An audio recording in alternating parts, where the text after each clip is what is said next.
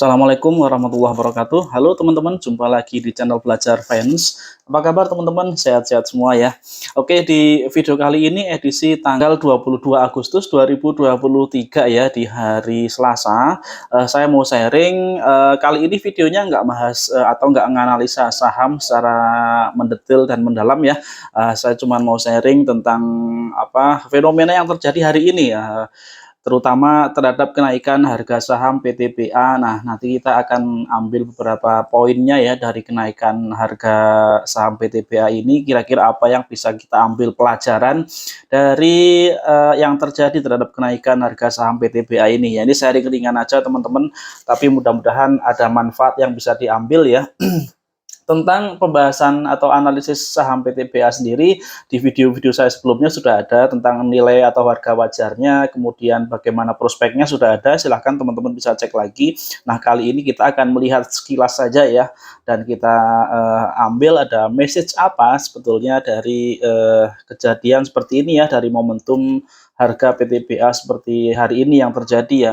Sebagaimana kita tahu teman-teman, di hari Selasa ini tanggal 22 Agustus 2023, harga saham PTBA terbang tinggi ya. Naiknya hari ini 6,79% atau kenaikannya 190 poin, cukup tinggi. Dan secara turnover atau nilai transaksinya hari ini adalah 340 miliar rupiah. Transaksi yang sangat besar, masuk 5 besar transaksi hari ini teman-teman ya. Dan selamat buat teman-teman yang sudah hold saham PTBA jauh-jauh hari sebelumnya, terutama sejak kemarin harganya turun dalam ya pasca pembagian dividen, dan teman-teman tetap hold sahamnya, hari ini tentunya sudah positif ya. Nah, yang mau saya sampaikan teman-teman, yaitu pertama, kita harus lakukan adalah kenali sahamnya ya, kita analisis sahamnya, kita pahami dulu bisnisnya seperti apa, kenali perusahaannya ya. Kemudian yang kedua, rotasi portofolio, manajemen portofolionya ya. Dan yang ketiga adalah setelah dianalisa, maka kita harus yakin terhadap analisa itu. Nah, di samping ada keyakinan terhadap analisa yang kita lakukan, kita juga harus melakukan review secara berkala ya, terhadap apa perkembangan terbaru terhadap saham atau perusahaan yang kita beli tersebut ya, apakah masih relevan, masih nyambung, ataukah ada perubahan kondisi. Nah, kita harus selalu update tentang perkembangan dari perusahaan tersebut ya. Kemudian jangan lupakan juga poin yang keempat yang mau saya sampaikan adalah bahwa kita jangan terlalu terpaku terhadap target perkembangan atau pertumbuhan porto kita ya. Kita juga harus amankan modal dulu, baru kemudian setelah kita amankan modal, dalam artian kita memilih saham yang tepat, baru kita pikirkan untuk bagaimana mengembangkan portofolio kita ya, atau mengembangkan aset kelolaan kita teman-teman. Dan hindari berspekulasi ya, artinya janganlah teman-teman gambling atau berspekulasi terhadap saham tanpa tahu apa sebetulnya perusahaan itu menghasilkan profit atau tidak, lalu bagaimana siklus bisnisnya, harga sahamnya sekarang apakah sudah murah ataukah masih kemahalan atau di harga wajarnya.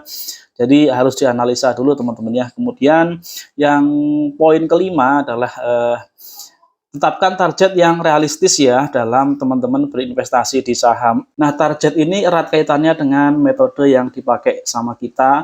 Apakah kita makainya scalping, swing trading, ataukah jangka menengah, jangka panjang, ataupun hold forever ya. Nah, untuk teman-teman yang pola investasi atau tradingnya adalah swing trading di saham ini, maka mungkin jangka waktunya ada yang ngambil mingguan, bulanan ya. Tetapkan persentase berapa persen yang akan didapat dari suatu saham ya, dari satu emiten. Mungkin target 5-10% untuk yang swing mingguan sampai bulanan itu sudah cukup bagus ya, target profit 5-10% dalam satu penjualan saham ya, satu emiten. Kemudian dalam time frame yang menengah ya, atau medium, jangka triwulanan atau tiap rilis laporan keuangan ya per triwulan sampai dengan ya kira-kira 1 tahun, targetnya barangkali 10-30% itu juga sudah oke, sudah target yang realistis ya, tidak terlalu muluk-muluk dan sudah cukup bagus, bisa mendapatkan 10-30% untuk time frame dalam jangka waktu triwulan sampai tahunan. Kemudian untuk jangka yang panjang, jangka panjang di sini saya ambil pengertian, teman-teman membeli satu saham atau satu emiten dan sudah melewati minimal satu siklus usahanya ya, di mana perusahaan biasanya mengalami siklus usaha, baik itu penurunan, performa keuangannya atau penurunan penjualannya, dan dia bisa recovery lagi penjualannya ya, bisa naik lagi itu ya, mungkin rata-rata satu siklus usaha dalam 3 sampai 4 tahun. Nah, itu termasuk jangka yang panjang ya. Tentunya dengan target yang seperti itu yang bisa mengalami satu siklus usaha, ada siklus usahanya sedang turun dan nanti usahanya recovery, maka potensi profit yang bisa dihasilkan adalah lebih besar, bisa menghasilkan bagger di sana ya. Jika teman-teman tepat menganalisa saat harganya sedang turun, saat kinerjanya belum terlalu bagus ya, sedangkan di masa berikutnya dia akan recovery, akan bagus lagi performa laba dari perusahaan itu.